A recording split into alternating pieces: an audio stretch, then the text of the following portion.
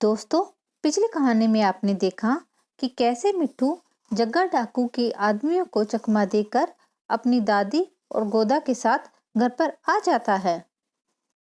और इधर जग्गा के आदमियों में आज काफी डर है क्योंकि आज जग्गा आने वाला है। भटकू, अरे भाइयों, मुझे तो समझ नहीं आ रहा कि अगर सरदार आया तो हम उन्हें क्या जवाब देंगे जब वो पूछेंगे कि कहाँ है मिट्ठू। मेरे तो डर के मारे पसीने छूटे जा रहे हैं। कालिया, अरे भाई भटकू, क्यों और डरा रहा है? तुझे तो पता ही है हमारी हालत तो बहुत खराब है। सरदार के बारे में तो सोचते ही कलेजा मुंह को आ रहा है। बिरजू, अरे भाई राम बचाए, आज तो बहुत बुरी मुसीबत में फंसे। मैंने तो आज डर के मारे योगा तक नहीं किया। अब क्या बताऊं भाइयों, जो होगा देखा जाएगा। इधर जग्गा अपने भाई के पास से लौट रहा है। अरे, आज मुझे कुछ अच्छा महसूस नहीं हो रहा। ना जाने आज ऐसा क्यों है। उस छोटे बच्चे से तो मुझे गहरा ही लगाव हो गया है। जाकर देखता हूँ, वो भी मुझे याद कर रहा होगा। जग्गा और कालिया, सब ठीक ठाक है ना? मेरे जाने के बाद कुछ परेशानी तो नहीं हुई? अरे, वो छोटा बच्चा कहाँ पर है? कालिया, सरदार, वो छोटा बच्चा तो हमें चकमा देकर भाग गया। हम उसे देवी के मंदिर लेके गए थे, उसके बाद वो हमें मिला ही नहीं। बिरजू, हाँ सरदार, हमने उस लड़के को ढूंढने के लिए जंगल का चप्पा चप्पा छान मारा, लेकिन उस लड़के का कहीं कुछ पता नहीं चला। जग्गा, मुझे पूरी बात बताओ, क्या हुआ था? भटकू, सरदार, हम उस लड़के को सबक सिखाने के लिए देवी के मंदिर लेकर गए थे। हमने उससे कहा था कि वो भीख मांग कर लेकर आए। जग्गा, अरे नलायको, दुष्टो, पापियो, तुम्हें लज्जा नहीं आई छोटे बच्चे से भीख मंगवाते हुए? भटकू, जा, इन नलायकों के लिए सजा का प्रबंध कर तू। भटकू, जी सरदार। सरदार, सजा का प्रबंध हो गया है, ये देखिए, ये ठीक रहेगी। आज तो वैसे भी शनिवार है, तो ये सजा काफी काम आएगी। बताइए सरदार, ये सजा ठीक है ना? जग्गा, अरे ये तो झाड़ू है, इससे क्या होगा? पटकू, सरदार, मेरी नानी कहती थी कि शनिवार के दिन अगर झाड़ू से पिटाई की जाए तो काली खांसी हो जाती है।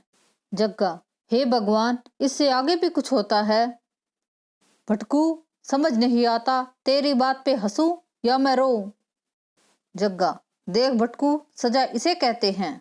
कालिया और बिरजू, सरदार, सरदार, हमें नीचे उतारो, सरदार, रहम करो हम पे, नीचे उतारो।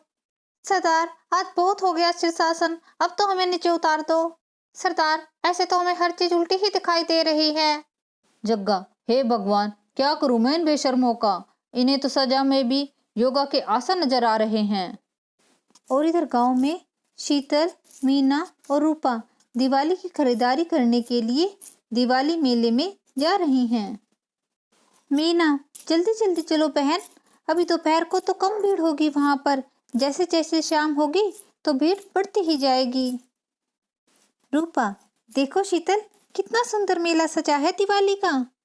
मेरा तो यही मन है कि मैं यहीं पे रह जाऊं, कितना सुंदर है ये।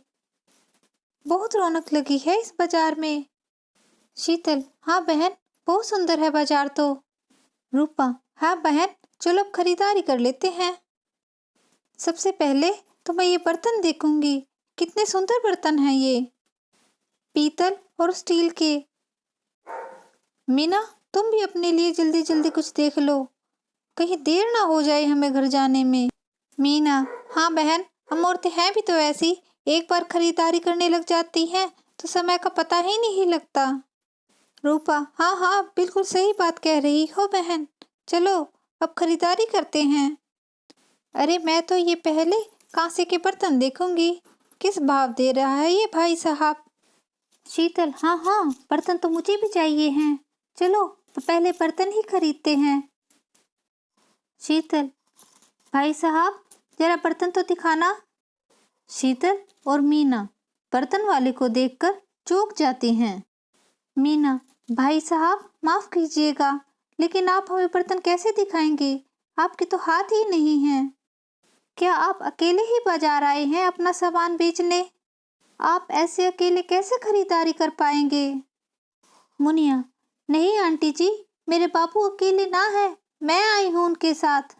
शीतल छोटी गरीब बच्ची की ये बात सुनकर खुश हो जाती है। शीतल, भाई साहब, आप बहुत खुशकिस्मत हो जो आपके घर इतनी प्यारी सी बेटी हुई है।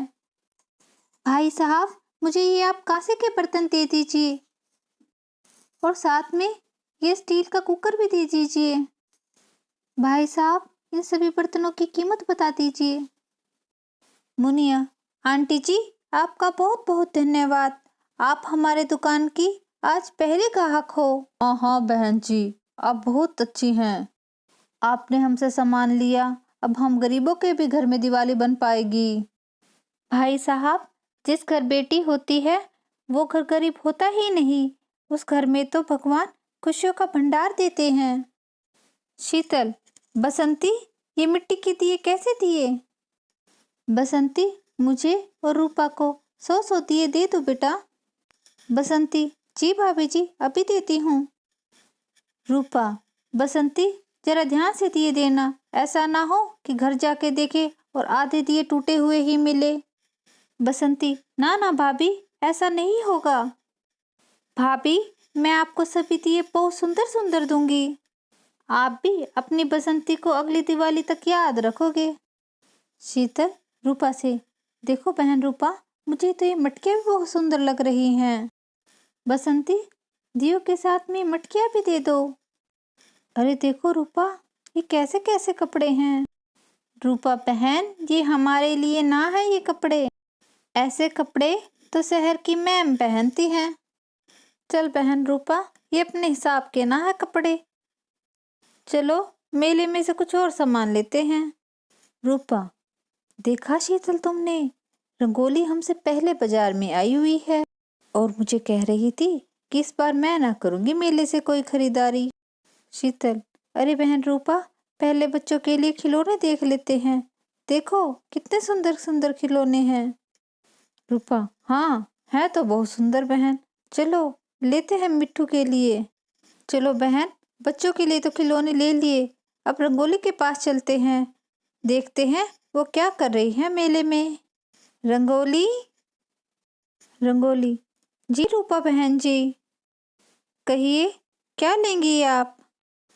इस मेले में मैंने भी अपने कपड़ों की सेल लगाई है, आपको जो भाता है आप ले लीजिए। देखिए शीतल भाभी, ये कपड़ा कितना सुंदर है, ये आप पर खूब खिलेगा। रूपा बहन जी, एक सूट आप भी ले ही लीजिए। रूपा, हाँ हाँ बहन रंगोली, जल्दी से दे दो, हमें पहले ही काफी देर हो चुकी है। शीतल, हाँ बहन रूपा, अब हमें जल्दी करना चाहिए। शीतल, चलो बहन रूपा, अब हम थोड़ा श्रृंगार का सामान ले लेते हैं। और तोता भाई साहब, जिन्हें मिट्टी के बर्तन भी बेच रहे हैं, उन्हें भी खरीद लेते हैं।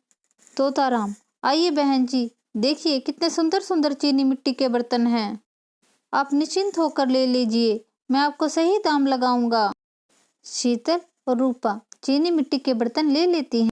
तोताराम, बहुत शुक्रिया बहन जी आपका। तोताराम, बहन जी, मेरे पास साज श्रृंगार का भी सामान है, आप इसे भी देख लीजिए, मेरे सामान में आपको किसी तरह की कोई कमी नहीं मिलेगी।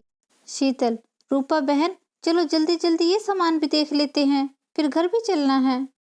रूपा, हाँ बहन, चलो देखते हैं। अरे, हमें तो यहाँ पर ये मीना भी मिल गई।